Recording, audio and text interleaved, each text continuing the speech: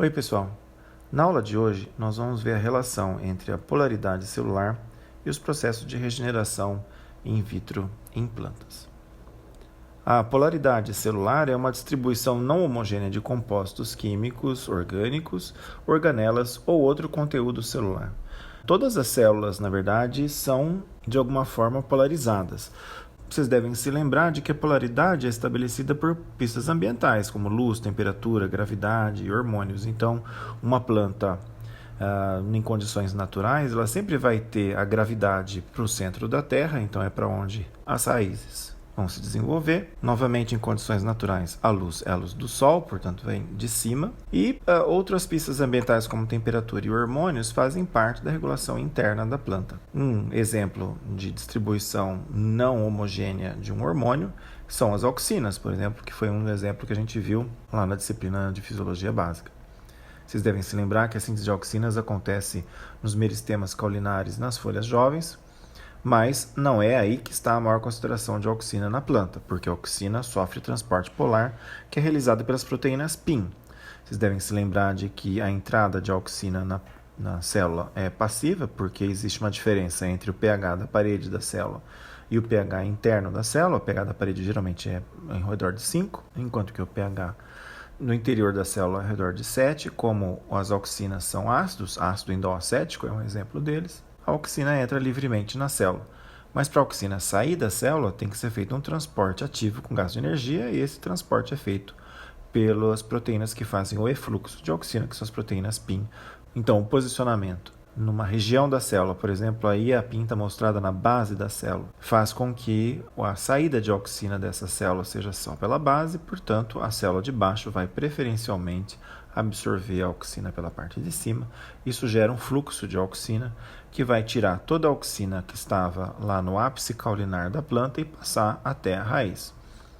Esse é o transporte feito pela proteína PIN1. No entanto, existem outras proteínas PIN. As proteínas PIN fazem parte de uma família multigênica. E as proteínas PIN3 e 4 vão fazer a transferência da auxina que está no centro da raiz para a região periférica da raiz, onde uma outra proteína PIN, que é a PIN2, vai fazer o transporte das auxinas de volta para a região do caule. Lá em cima, na região do meristema apical caulinar, novamente a PIN1 faz um transporte dinâmico de auxina, que está inclusive relacionado com a diferenciação dos primórdios de folha, transporte polar de auxina que decide a filotaxia das plantas, como nós vimos na disciplina básica. Esse transporte polar de auxina se inicia já durante o desenvolvimento embrionário. Então, vocês devem se lembrar que isso é uma imagem em microscopia de luz, microscopia tradicional, de cortes histológicos longitudinais de embriões de Arabidopsis. E lá no início, nas primeiras divisões do zigoto, a auxina vem do corpo da mãe e é transportada em direção ao embrião. Assim que o embrião chega na fase, um pouco antes da fase globular, ele já começa a sintetizar a auxina, que é transportado novamente para a base do embrião, onde existe um acúmulo de auxina na região da hipófise. Vocês devem se lembrar dessas coisas todas da disciplina básica. Qual é a função principal de todos os hormônios? É acionar a transcrição diferencial de genes. Então, onde existe uma concentração maior de auxina, que é na região da hipófise, onde vai ser diferenciado o meristema radicular, esse nível alto de auxina aciona a expressão dos genes VOX8 e VOX9, que vão dar a identidade do meristema apical da raiz. O que eu quero mostrar com essa revisão toda é que todas as células estão polarizadas desde a formação da primeira divisão do zigoto. Essa diferença de concentração de auxina nas células, essa polaridade das células, dá a transcrição diferencial de genes, e isso faz com que as células se diferenciem. Justamente essa diferenciação de células, que é estimulada por concentração hormonal que induz a expressão diferencial de genes, dá a totipotência das células vegetais. Em animais, só as células do zigoto ou células-tronco é que podem dar origem a todas as células do animal. No entanto, em plantas, qualquer célula viva é totipotente, ou seja, qualquer célula viva tem a propriedade de se transformar numa outra célula ou diferenciar numa outra célula da planta e de proliferar para dar um conjunto de células que podem regenerar uma planta inteira. Vocês devem se lembrar do exemplo que eu dei na primeira aula. Animais também podem regenerar tecidos, alguns animais conseguem regenerar tecidos, como, por exemplo, lagartixa ou uma salamandra conseguem regenerar o rabo. Estrela do mar também consegue regenerar os tentáculos, mas aquele pedaço que foi destacado desse animal não vai regenerar um animal inteiro, o que é muito diferente das plantas, porque as partes destacadas dessa planta, se cultivadas in vitro, no meio de cultura apropriado, com os ingredientes que vão garantir a nutrição desse tecido, bem como os hormônios, os fitorreguladores que vão garantir o processo de regeneração, principalmente auxinas e citocininas, esses pedaços destacados vão dar, então, origem a uma planta inteira. Então, só lembrando, totipotência é a capacidade das células vegetais a se dividirem e depois diferenciarem em todas as células de um organismo inteiro.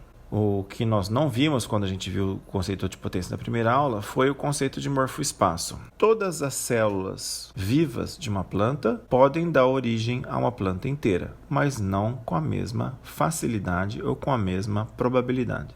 Por exemplo, nós vimos na aula passada, quando nós falamos de micropropagação, que é preferível usar para micropropagação tecidos que contêm células peristemáticas, ou seja, se eu colocar para a cultura de tecidos, para fazer micropropagação, o ápice caulinar de uma planta, ou então a gema axilar, que está na axila das folhas, essas estruturas contêm um meristema caulinar, então fica muito mais fácil das células que já estão no meristema caulinar formarem novos tecidos e regenerarem uma planta inteira.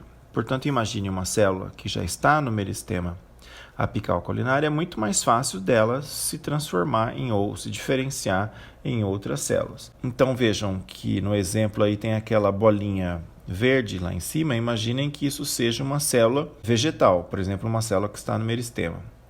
Imaginem que então eu vou soltar essa bolinha e existe a chance dela se transformar no tipo 1, que é aquela bolinha roxa, em uma célula do tipo 2, que é aquela célula verde, ou uma célula do tipo 3, que é essa bolinha azul. A chance de eu soltar essa bolinha verde e ela se tornar a bolinha azul ou a bolinha roxa, talvez seja maior, porque vejam ali que a queda, quanto maior é a queda, ou quanto é a maior profundidade desse canal que a bolinha vai percorrer, está aí em cores diferentes, talvez seja mais fácil ela se tornar o tipo 3 ou tipo 1 do que o tipo 2.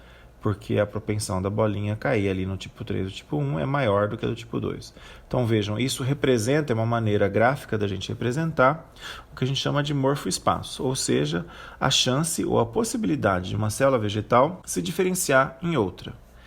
Imaginem que essas canaletas representam, então, quanto mais rasa for a canaleta, maior é a chance dessa bolinha rodar para uma outra superfície ainda um pouco mais profunda.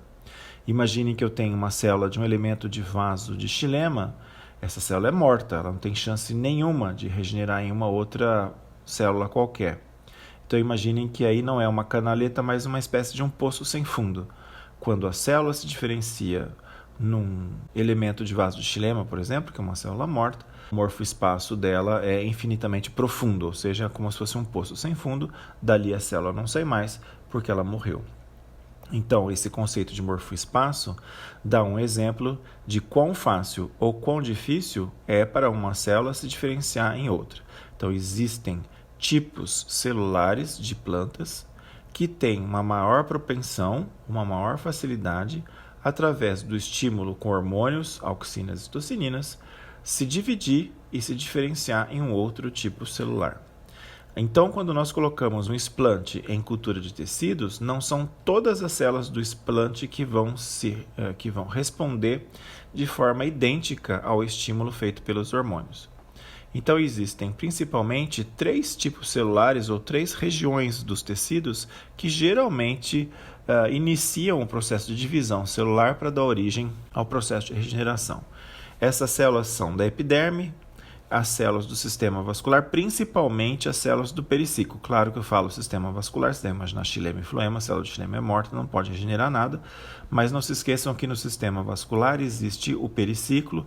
O periciclo é aquele tipo de célula que está em constante divisão para dar xilema para dentro e floema para fora, por exemplo, em tecidos de caule. Então esse tecido já está em divisão. Na epiderme, que é o primeiro exemplo que eu dei, principalmente nas folhas jovens, existe divisão constante para formar células guarda do estômago. Então, em folhas muito jovens, em tecidos jovens, as células da epiderme estão se dividindo para expandir o tecido, mas também para formar células guarda do estômago. E enquanto essa célula está se dividindo, tem uma chance muito maior de continuar se dividindo e dar origem a qualquer tipo de célula da planta. E um outro exemplo é alguns tecidos de mesofilo ou de córtex, que é o tecido de preenchimento, podem também estar em divisão, principalmente de tecidos mais jovens, tecidos de entrenó, tecidos que estão se expandindo na planta, também podem dar origem a divisões celulares para regenerar plantas inteiras. Como exemplo desse processo, eu dou um exemplo de um trabalho do nosso laboratório. Nós trabalhamos com cultura de tecidos de espécies de maracujá selvagem, que o gênero é Passiflora.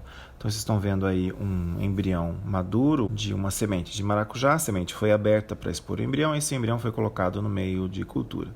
15 dias, ou seja, 2 semanas depois que o embrião estava nesse meio de cultura, vejam como houve uma grande proliferação celular e depois de quase um mês de cultura, essa proliferação celular, esse calo, se transformou em um calo embriogênico e então começam a ver essas estruturas globulares se formando, que são embriões somáticos, embriões que foram formados a partir do tecido somático da cultura de tecidos de Passiflora. Vejam que a origem, no início lá do processo de divisão celular, não é todo o explante que está em divisão, é principalmente a base do cotilédone e o eixo hipocórtilo-radícula. Então vejam que existe então uma preferência de alguns tecidos iniciarem o processo de multiplicação celular, que depois dá o processo de diferenciação, neste caso específico em embriões somáticos. Vocês podem se perguntar, mas qual é o gene que é ativado para dizer qual tecido que vai começar a regenerar? Na literatura se chegou a um consenso de que provavelmente é o gene SERK. O gene SERK, que é a abreviação de Somatic Embryogenesis Receptor-like Kinase, é uma proteína quinase, é um receptor. Provavelmente esse receptor ele está participando da via de transdução de sinais de bracinoesteroides, mas também existe a chance de que ele seja envolvido na transdução de sinal de outros hormônios, ele ainda está sendo bastante estudado. Nesse experimento que vocês estão vendo é uma hibridização in situ, são cortes histológicos daqueles mesmos explantes de maracujá que vocês viram no slide passado. E vocês estão vendo aí nessa região roxa, onde está colorido, é onde o gene se expressa. Vejam que na primeira imagem, o que vocês estão vendo é o explante, quer dizer, aquele embrião foi cortado na transversal e vocês estão vendo que o gene está desligado. Na figura que vocês estão vendo em D, é a partir de uma semana de cultura de tecidos, então vocês estão vendo que apesar de não ter nenhuma diferenciação de tecido nenhum, mas na epiderme do explante, do tecido que foi colocado em cultura, já está colorido, quer dizer que então na epiderme já tem essa expressão desse gene. Aonde o gene está se expressando é onde vão se formar os embriões, que são essas estruturas globulares que vocês estão vendo ali. A partir do momento em que o embrião se diferencia, quer dizer, eu formei o embrião, o gene se desliga. Esse gene SERK é um gene que se expressa só no início do tecido para dar a noção de que esse tecido tem um potencial de regeneração. É o primeiro gene expresso no processo de regeneração. Algumas espécies de maracujá selvagem não regeneram por embriogênese. Estão vendo aí uma imagem microscopia eletrônica de varredura de um embrião somático de Passiflora gibberti, que é uma espécie selvagem de maracujá. Uma outra espécie, que se chama Passiflora fétida, quando a gente coloca o mesmo explante, ou seja, aquele embrião maduro, no mesmo meio de cultura, com as mesmas concentrações de auxina e citocinina que induziram a formação de embrião, nessa espécie não ocorre a formação de embrião, mas a organogênese de caule. Ou seja, ao invés de regenerar um embrião, regenera um meristema caulinar que vai produzir ali os primórdios de folhas. Por que isso acontece? Porque cada espécie tem uma concentração endógena de auxinas e citocininas. Algumas espécies têm uma concentração endógena maior de auxina ou maior de citocinina do que outras. Lembrem-se que a concentração que a gente coloca no meio de cultura de auxinas e citocininas decide se a gente vai ter organogênese e formar meristemas caulinares, se vai formar raiz, organogênese de raiz, ou se vai formar um calo, quando a concentração é equivalente dos dois hormônios. Mas imaginem que a gente pode colocar exatamente a mesma quantidade de auxina e citocinina no meio de cultura, mas se a minha planta tiver, ou o meu explante tiver uma concentração já interna maior de citocinina, o que vai acontecer é a organogênese de caule. Se o meu explante tiver uma concentração interna muito maior de auxina, mesmo que eu coloque no meio de cultura concentrações iguais de citocinina e auxina, vai ocorrer organogênese de raiz. Então, isso explica essa diferença do mesmo meio de cultura, o mesmo explante, mas se eu mudar a espécie de planta, ou às vezes o mesmo mudando o genótipo de uma mesma espécie, eu posso ter respostas diferentes no meio de cultura. Mas voltando à expressão do gene SERC, a gente viu então que o gene SERC é um gene que se expressa durante a regeneração por embriogênese, uma espécie de maracujá. Mas e aquela espécie então que regenerou por organogênese, formou meristemas de caule? O SERC não se expressa? Expressa sim. Então, aí vocês estão vendo um calo de passiflora fétida, foi feito um corte histológico e a hibridização com a sonda da SERC, vocês estão vendo que ficou colorido, justamente na região que vai formar aqueles meristemas caulinares. Então, a SERC também se expressa nos tecidos que vão regenerar por organogênese e não só por embriogênese. Como o gene SERC ele não se expressa no explante que eu coloquei no meio de cultura, eu posso mudar o explante. Nós estávamos usando ali embriões zigóticos, vocês viram, mas eu posso usar pedaços de raiz. Então eu coletei um pedaço de raiz de uma planta que já estava crescendo in vitro, quer dizer, já estava estéril, coloquei no meio de cultura rico em citocinina para induzir a formação de meristemas caulinares. E é isso que está acontecendo aí nessas imagens. Vocês estão vendo tanto de fotos na lupa quanto as microscopias eletrônicas de varredura, mostram a mesma coisa, a formação de gemas caulinares a partir de pedaços de raiz. Se eu fizer cortes histológicos desse material bem no início do processo de regeneração e fizer hibridização com o mesmo gene SERC, eu vou ver que o gene também se expressa naquelas células que estão começando as divisões celulares para dar origem à regeneração e nos grupos de células que vão dar origem aos meristemas caulinares. Ou seja, esse gene SERC é o primeiro gene a ser expresso, indicando que houve aquisição da totipotência ou da pluripotência. Quando o explante está polarizado, eu estou coletando um explante, quer seja um embrião, quer seja um pedaço de raiz, quer seja um pedaço de folha. Esse embrião sempre vai ter uma concentração diferencial de hormônios. Essa concentração interna de hormônios desse explante polarizado, combinado com a concentração dos hormônios que eu coloquei no meio de cultura, vão ativar a expressão do gene SERC. O gene SERC diz que é necessário que as células comecem a se dividir para dar o processo de regeneração. Geralmente as células que vão iniciar esse processo são células que já estavam em divisão, por exemplo, as células do periciclo. Esses grupos de células vão começar a expressar genes de identidade que vão dizer assim, esse material vai regenerar uma raiz, por exemplo. Então eles vão começar a expressar genes próprios de raiz. Ou esse grupo de células vai se diferenciar num meristema de caule. Então ele vai expressar genes de identidade para dizer isso aqui, esse grupo de células vai formar um meristema de caule. Ou então um embrião somático, vai dar origem à embriogênese. Como o desenvolvimento de plantas é muito diferente do desenvolvimento animal, no sentido de que durante o desenvolvimento animal o corpo inteiro do animal é formado na embriogênese, enquanto que o desenvolvimento de plantas depende do funcionamento de meristemas, nós temos essencialmente esses 3 tipos de regeneração possíveis apenas. Ou seja, aquelas células que expressaram a SERC e que vão começar a entrar em divisão, elas só têm 3 destinos possíveis.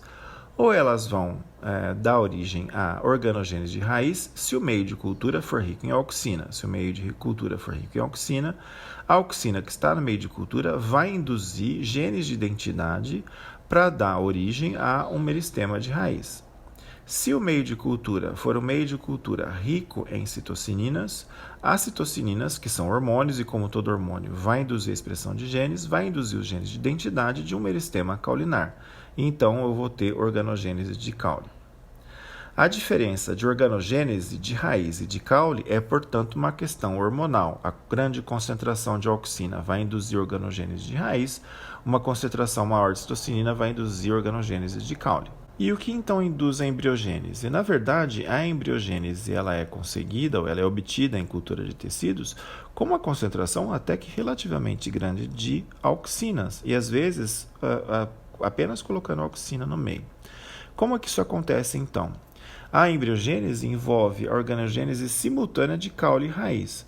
Quando eu tenho organogênese, eu tenho ou caule ou raiz, dependendo da concentração hormonal, porque essa formação é não simultânea.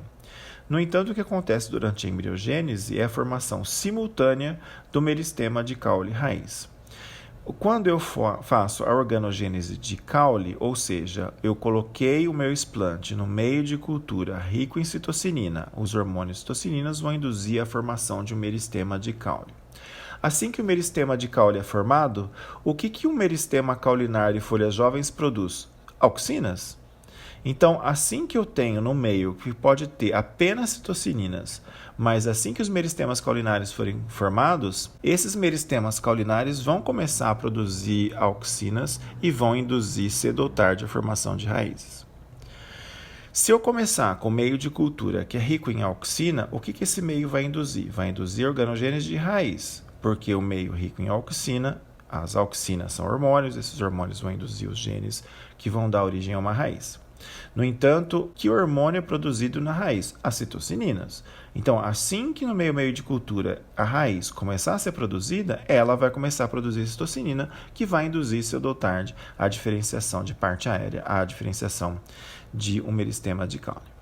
Só que, na maior parte dos meios de cultura de tecidos, que são ricos em citocininas ou ricos em auxinas, essa regeneração do outro meristema, no caso, meristema de raiz, se eu induzir a organogênese de caule, ou meristema de caule, se eu induzir a organogênese de raiz, demora um pouco, principalmente porque a concentração do hormônio no meio de cultura impede essa nova regeneração. No entanto, em alguns casos, por causa da concentração de hormônios interna da planta, combinada com a concentração de hormônios que eu coloquei no meio de cultura, essa regeneração pode ser simultânea. Então, o meristema caulinar é induzido, imediatamente induz a formação do meristema radicular, ou o meristema radicular, quando induzido, imediatamente induz a formação do meristema caulinar. Então, quando eu tenho a indução simultânea dos meristemas caulinares e radiculares, eu tenho um processo de embriogênese. Vocês devem perceber, então, que geralmente a gente não sabe, quando eu estou estudando uma planta nova e coloquei esse explante no meio de cultura, a gente faz o teste do meio de cultura com uma grande concentração de citocinina, supondo que ele vai regenerar a parte aérea, e meios de cultura com grande concentração de auxina, supondo que ele vai regenerar a raiz, mas dependendo da concentração hormonal que o próprio explante carrega dentro de si, o explante que eu coloquei no meio de cultura, eu posso ter um processo embriogênico. Então, o processo de embriogênese depende muito mais da espécie que eu estou usando do que da concentração de hormônios no meio de cultura, se bem que existem algumas regras que nós vamos ver depois em outras aulas. Nós vamos falar especificamente de organogênese de caule raiz e de embriogênese. Existem alguns pulos do gato aí, alguns segredinhos para a gente tentar induzir embriogênese diretamente. Mas o que eu quero que vocês entendam nesse momento é que existem apenas 3 processos de regeneração de plantas, ou é organogênese de caule, ou é organogênese de raiz, ou é embriogênese. Para a organogênese de caule de raiz, depende de hormônio. Para a organogênese de caule, o que eu tenho é uma grande concentração de citocinina no meio de cultura. Para a organogênese de raiz, o que eu tenho é uma grande concentração de auxina no meio de cultura. E a terceira opção para regeneração é a embriogênese. Geralmente, os meios de cultura para embriogênese têm uma grande concentração de auxina, mas por causa de hormônios internos, eu posso ter também a formação então desses 2 meristemas simultaneamente, que é o que caracteriza a embriogênese. Nós vamos ver detalhes sobre isso em outras aulas futuras. Então a gente para por aqui. Eu espero que vocês tenham entendido pelo menos os conceitos básicos da aula. Se tiver alguma dúvida, mandem e-mail. Façam o exercício correspondente a essa aula e a gente se vê na aula que vem. Tchau, tchau.